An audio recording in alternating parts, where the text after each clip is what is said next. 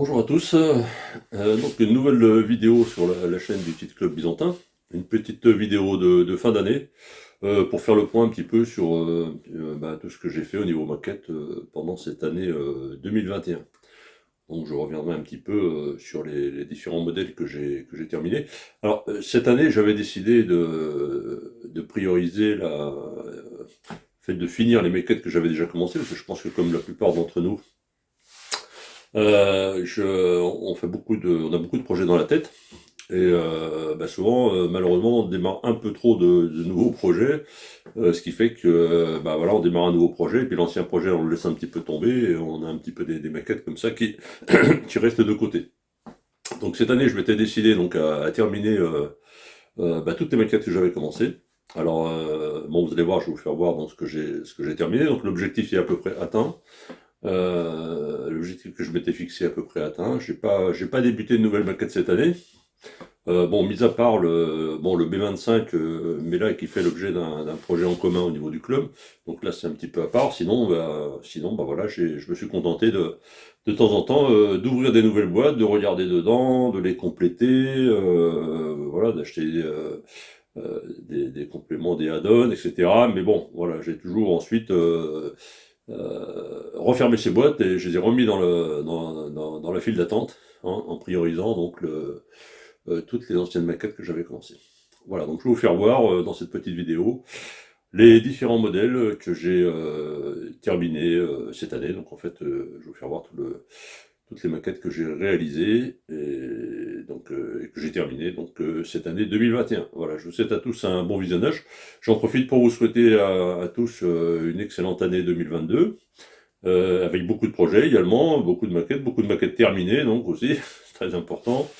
Voilà, et puis j'espère que voilà, on aura l'occasion de se revoir bientôt dans les expositions, parce que bon, pour le moment c'est un peu compliqué, mais bon, une fois que tout ça sera revenu à la normale, donc j'espère avoir le plaisir de vous rencontrer tous donc dans les expositions.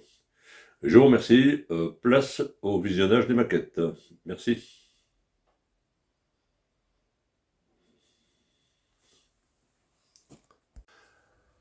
Voilà donc une maquette de blindé. Une des rares maquettes de blindés que j'ai réalisées en 2021. Donc il s'agit d'un char Somme S35 de la marque S-Model. Alors je ne sais pas si vous connaissez cette marque S-Model. C'est une marque qui est un petit peu confidentielle, enfin pas confidentielle, mais enfin qui est un peu difficile à trouver, mais qui est vraiment une très très bonne marque. Donc il y a plusieurs avantages. Déjà, donc ce sont de très beaux moules, donc très belles maquettes. Et donc chaque boîte contient 2 exemplaires de la maquette, donc ça c'est quand même sympa. Et puis pour un prix bon, relativement modique, très modique même. Donc c'est vraiment des maquettes que je vous conseille d'acquérir dès que vous envoyez une en expo. N'hésitez pas à l'acheter. Ce sont toutes des super modèles. Donc accompagnant donc ce char, 2 petites figurines. Donc des figurines de cavaliers donc de 1940. Voilà, donc c'est les figurines de 3D de la marque Red Hawk, qui sont très belles aussi, hein. Franchement, ces petites figurines qu'on fait maintenant en 3D sont vraiment magnifiques. Bon, le seul inconvénient, c'est qu'on ne peut pas trop modifier les poses. Mais bon, les poses étant en général très, très intéressantes, hein, comme celle-ci, donc il n'y a pas de nécessité de les modifier, quoi. Donc il s'agit d'un char, donc, comme je l'expliquais, Somme S35, du 2e régiment des cuirassés, que l'on voit ici sur cette petite scénette, dans le nord de la France en 1940.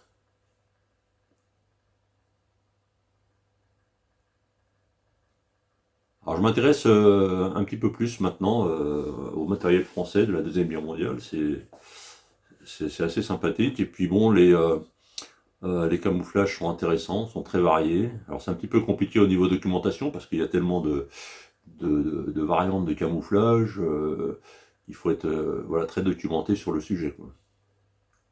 Alors la petite scénette, vous voyez, bon, elle est assez simple, hein. Elle est juste là pour mettre en valeur le blindé et pour le situer au niveau historique. Hein, donc on le voit là sur une route pavée, hein, dans le nord de la France, une petite barrière derrière. voilà, comme seul élément de décor. Et on voit donc un soldat, un cavalier, donc un officier peut-être, tendre au chef de char un document, donc peut-être les ordres pour la suite des opérations. La seule chose que j'ai rajouté sur ce char, c'est le petit sac de couchage ou couverture qui est roulé à l'arrière du char. Voilà, ça je l'ai refait en mastic bicomposant, c'est extrêmement simple. Voilà, c'est le seul détail que j'ai rajouté sur ce char. Donc une maquette très agréable à faire, assez simple à monter, hein, parce qu'en fait, il n'y a pas beaucoup de pièces. Vous voyez par exemple l'ensemble du train de roulement, enfin le train de roulement, chaque train de roulement, là, chaque chenille, roue, etc. C'est une seule pièce, tout est boulé en une seule pièce. Ce qui je trouve est très bien, parce que c'est toujours une partie un petit peu délicate, le montage des chenilles, pour que les chenilles soient bien alignées, etc. C'est un petit peu compliqué quand il y a beaucoup de pièces. Là, c'est très simple, puisque S-Model rend le travail très simple, puisqu'il nous propose une seule pièce, hein, donc un train de roulement d'un seul tenant.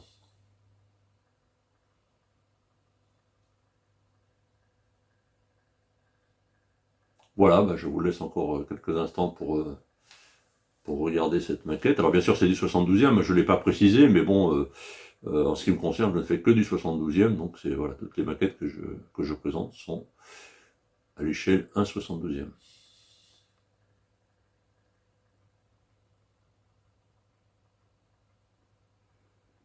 Donc ce qui est très petit, hein, le char S35 est vraiment un tout petit char, hein, qui doit faire quoi, peut-être 12 cm de long à l'échelle. Hein.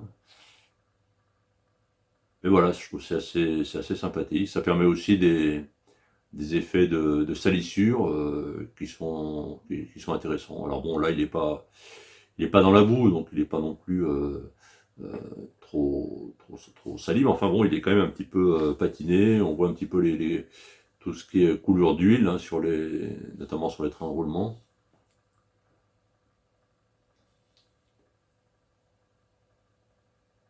Voilà pour ce char.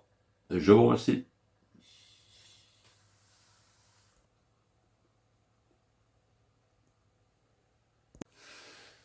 Alors voilà une maquette qui m'a occupé une bonne partie de l'année 2021, qui m'a demandé beaucoup de travail. Donc c'est une maquette que j'avais commencé il y a à peu près 10 ans, et que j'avais totalement mise de côté, et donc bah, que j'ai décidé cette année de terminer. Alors ça m'a pris beaucoup de temps, hein. C'est un kit assez compliqué déjà du fait de la base, hein. Donc c'est une base de Fujimi, donc c'est une très bonne base, hein. C'est une très belle maquette. Par contre, il demande beaucoup de travail parce que, bon, par exemple, toutes les gravures sont en relief, c'est pas trop détaillé, donc il y a quand même beaucoup de choses à refaire. Donc j'ai refait tout ce qui est ligne de structure, tout le riftage, et puis pas mal de détails que j'ai dû modifier. Et d'autre part, donc ce kit comprend aussi des pièces en résine de la marque Gofi. Alors pas n'importe quelle pièce d'ailleurs, parce que il y a la partie repliée des ailes donc, est en résine.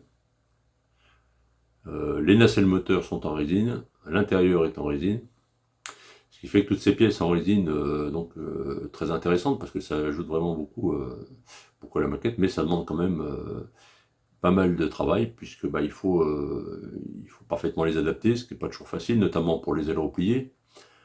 Et puis donc il faut que ce soit complètement intégré avec le restant du kit. Voilà.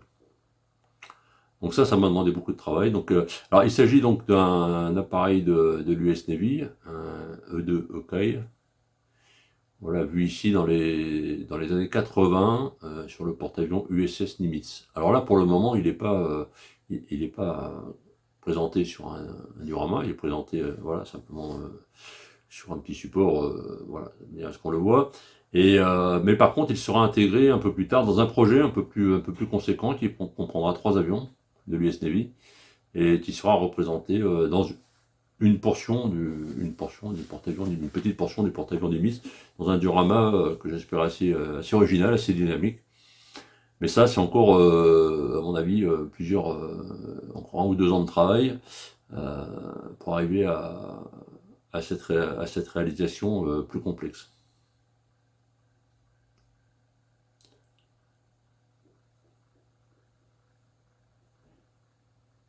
Donc les décorations de l'US Navy des années 80 sont encore assez chatoyantes, donc c'est assez intéressant.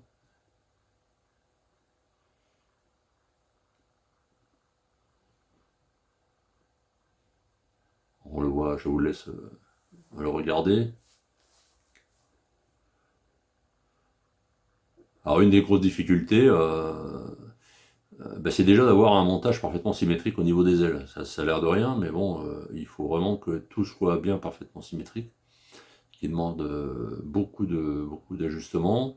On voit d'ailleurs que j'ai en plus réalisé les volets baissés, donc en fait c'est une complication supplémentaire, on va dire.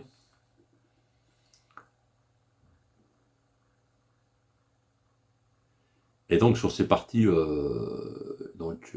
articulées, il y a tout un mécanisme assez complexe de chaque côté qu'il a fallu réaliser en scratch, voilà, de manière à avoir quelque chose de fin et de précis. J'ai réalisé également la porte d'accès ouverte. On va le voir sur le côté gauche de l'appareil.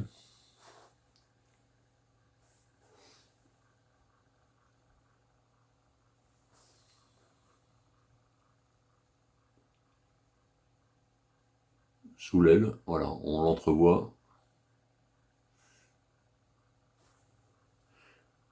Et donc toute la partie intérieure est détaillée. Alors malheureusement, comme c'est bien souvent le cas, on ne voit pas forcément tous les détails, à moins de s'approcher très près de l'appareil et vraiment de sortir le coup pour aller voir ce qu'il y a dedans. Et voilà, mais bon, c'est toujours assez plaisant de réaliser ce genre de détails. Ça ajoute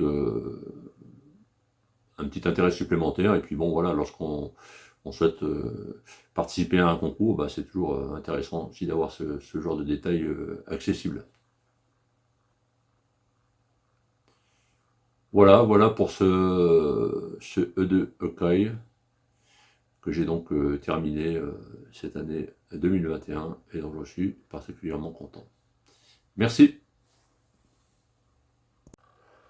Bien, alors deuxième maquette d'avion que j'ai terminé donc en 2021. Donc il s'agit d'un 0, un A6 M3, mis en situation donc niveau historique 1943, donc les îles Salomon. Donc les zéros étaient conçus au départ, bien sûr, ce sont des appareils de l'aéronavale qui étaient sur les porte-avions japonais. Mais bon, au fur et à mesure de l'avancement de la guerre, les Japonais perdant leurs porte-avions, donc beaucoup de ces appareils ont été débarqués sur les îles occupées par le Japon.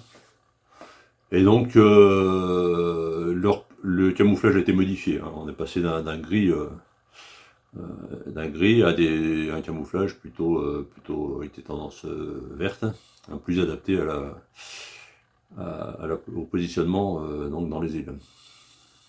Alors il s'agit d'une maquette Tamiya, que j'avais commencé il n'y a pas très longtemps, j'avais commencé en 2020 je crois, à l'époque où nous avions fait avec les copains du club donc un groupe build sur les corsaires. Donc puisqu'on avait réalisé des corsaires, je me suis dit tiens, quitte à faire un corsaire, autant faire un zéro aussi, ça va bien ensemble. Donc je m'étais lancé dans ce montage de zéro, donc un zéro Tamiya. Donc Tamiya, ça veut dire une très bonne maquette, hein. C'est-à-dire que là, pas de souci d'ajustage, etc. Tout est finement détaillé. Donc la maquette en elle-même n'est pas très compliquée à monter, hein. Le travail se portait surtout sur la patine, voilà, essentiellement. Alors ce qui a été un peu plus long, c'est de réaliser la petite scénette, là, le petit diorama. Alors la petite cahute qu'on voit là, c'est donc en fait c'est un morceau de poste de commandement japonais.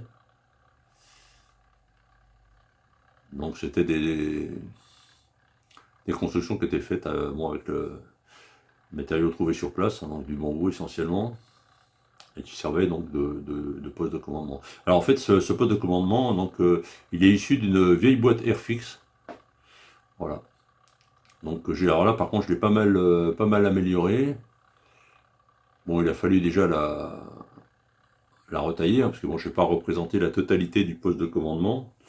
Hein, ça aurait été inutile. Le but, c'est surtout dans une scénette de montrer ce qui est, voilà, on va dire, ce qui est utile visuellement, quoi. Et toujours de s'en tenir à des dimensions qui soient les plus compactes possibles. Ça, c'est une des bases. Hein, lorsqu'on fait une scénette, il faut toujours, lorsqu'on conçoit la scénette, s'assurer qu'elle soit très compacte de manière à ce que tous les espaces soient justifiés. Hein. C'est-à-dire qu'on ne va pas avoir des espaces où il n'y a rien, ou simplement de la végétation, ou des trucs, des espaces un petit peu inutiles, quoi. En même temps, ça fait gagner de la place dans la vitrine.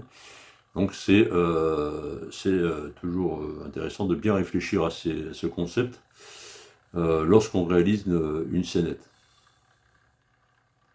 Donc là, la petite cahute, bon, il n'y a pas trop de difficultés de montage, si ce n'est les couper aux bons angles, parce que c'est pas si simple que ça. J'ai réalisé aussi une petite figurine, voilà, donc c'est toujours intéressant sur une scénette, hein, d'avoir une figurine, parce que déjà ça donne l'échelle, donc ça c'est important. Et puis ça donne un peu voilà, un peu de vie à la scénette. Donc là on voit donc sur cette scénette donc un pilote là qui est déjà harnaché, donc prêt à décoller, donc qui est donc sur le petit balcon devant le poste de commandement. Alors là, ce qui est à noter aussi, c'est la végétation, une végétation tropicale. Alors c'est pas toujours facile non plus à réaliser des végétations. Bon, alors il existe des produits du commerce, bien sûr, hein, qui sont très intéressants. Mais par contre, ce qui compte dans la végétation, c'est la variété. Vous voyez, c'est-à-dire de ne pas mettre que comment dire, pas que des éléments artificiels, mais mettre aussi quelques éléments naturels. Donc là, sur cette végétation, il y a beaucoup en fait d'éléments naturels, quoi, que je trouve dans la nature simplement, et ensuite que je mets en place, que je peins, etc. Pour retrouver donc cette diversité au niveau de la végétation. C'est très important. En fait, le secret, c'est ça. Pour que ça soit réaliste, il faut qu'il y ait le plus possible de diversité, quoi, au niveau de la végétation, pour que ça soit le plus possible réaliste.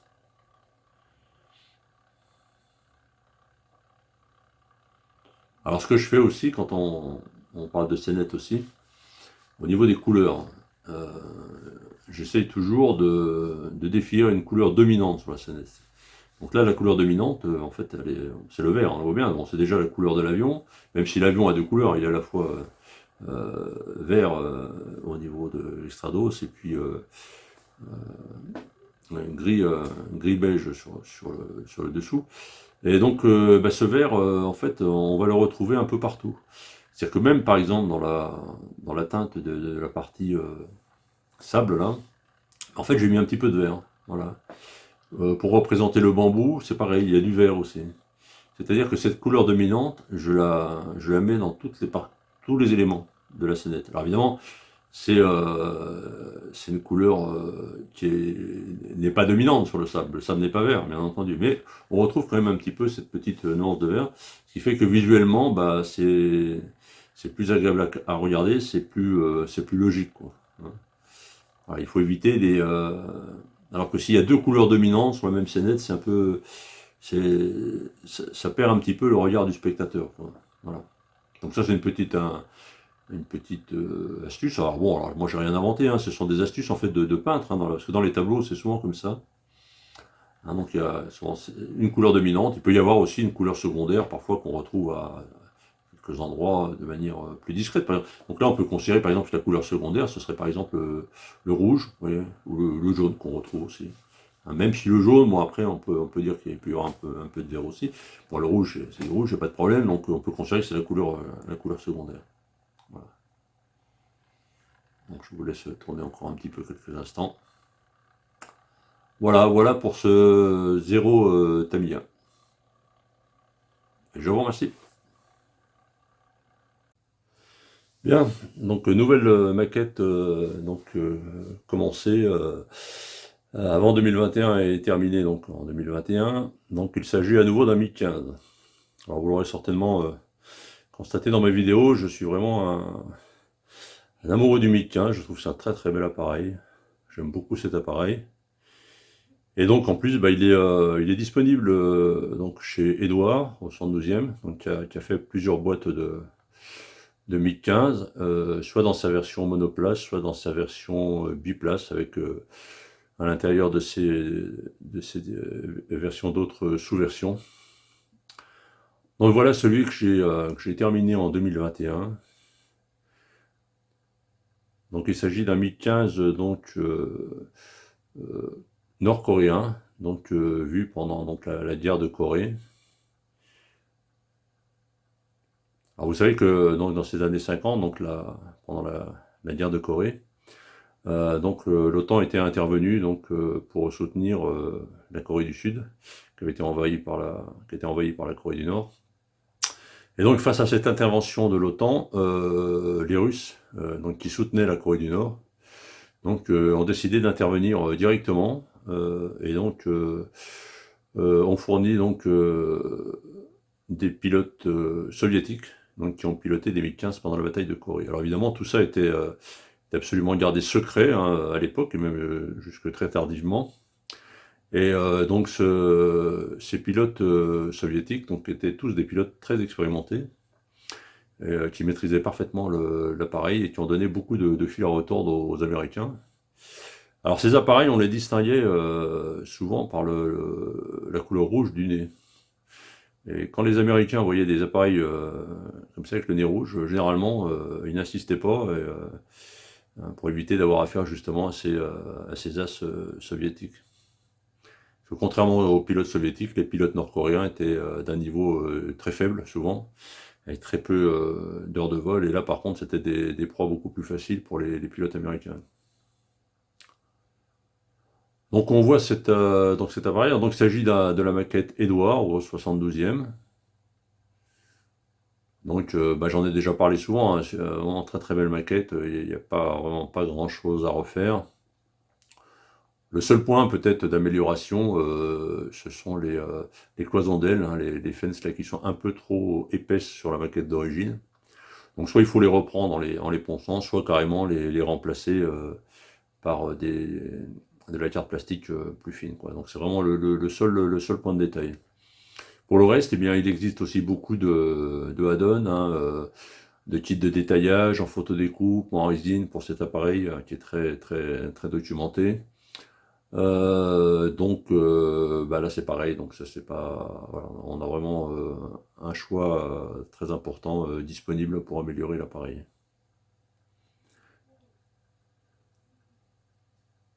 Donc là il s'agit d'une livrée métallique, donc c'est toujours intéressant, c'est toujours un exercice un petit peu délicat, mais toujours un petit peu intéressant de rendre cet aspect métallique sur un appareil.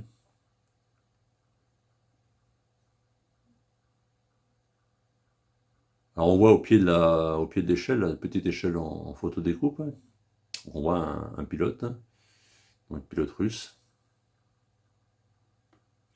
Donc là nous sommes en période hivernale, donc voilà, ça donne l'occasion de faire une scénette un petit peu originale, hein.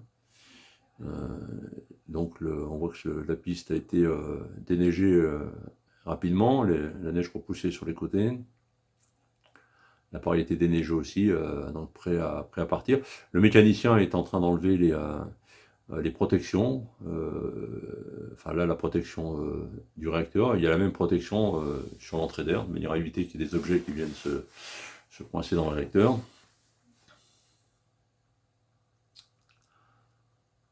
Donc voilà, donc pas de grosses difficultés hein, au niveau du montage. Et puis voilà, donc un MiG 15 de plus en ce qui me concerne. Alors je crois que ça doit être le quatrième ou le cinquième, je ne sais plus. Je crois que c'est le cinquième.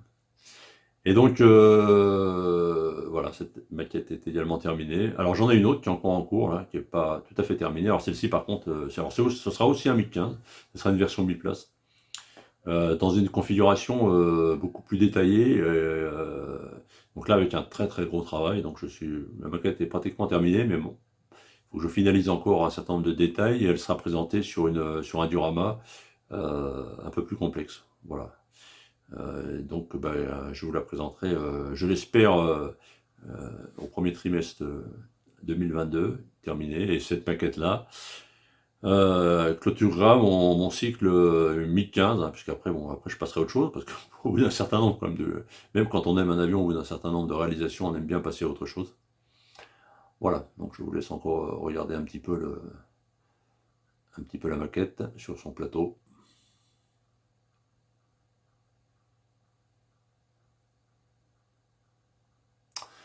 Merci.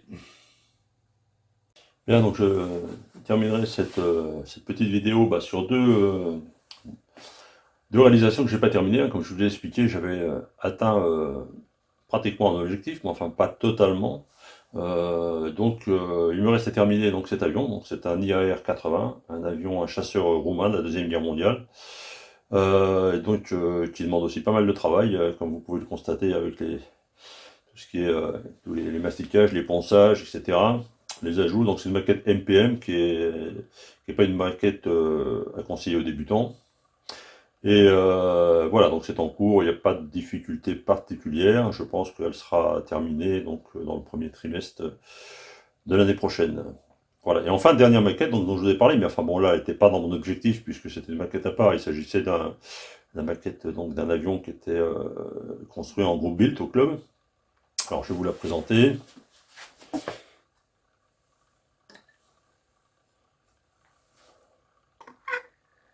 Donc là, voilà, il s'agit d'un bombardier, donc un B-25. Donc, il s'agit de la maquette Airfix, voilà, que nous avons choisi, notre petit groupe build là pour la, pour la maquette suivante. Donc après le Corsair, hein, le dernier appareil que nous avons fait en commun, ce sont les Corsair que vous avez déjà vu sur cette chaîne. Et donc notre choix s'est porté sur ce bombardier de la Deuxième Guerre mondiale. Voilà, donc ça a été une maquette bien sûr qui a été commencée en 2021, qui bien sûr n'est pas terminée. Bon, j'espère que nous la terminerons en 2022. Après, bon, ça dépend pas que de moi, hein, ça dépend aussi des copains, hein, parce que donc, on est 5 à faire cette maquette-là. Donc voilà, il faut chacun avance à peu près au même rythme. Donc voilà, là on est vraiment dans la phase montage. La première phase d'ailleurs, hein, où on a monté tout l'intérieur et on a refermé le fuselage. Voilà. Donc, je vous laisse regarder ça quelques instants.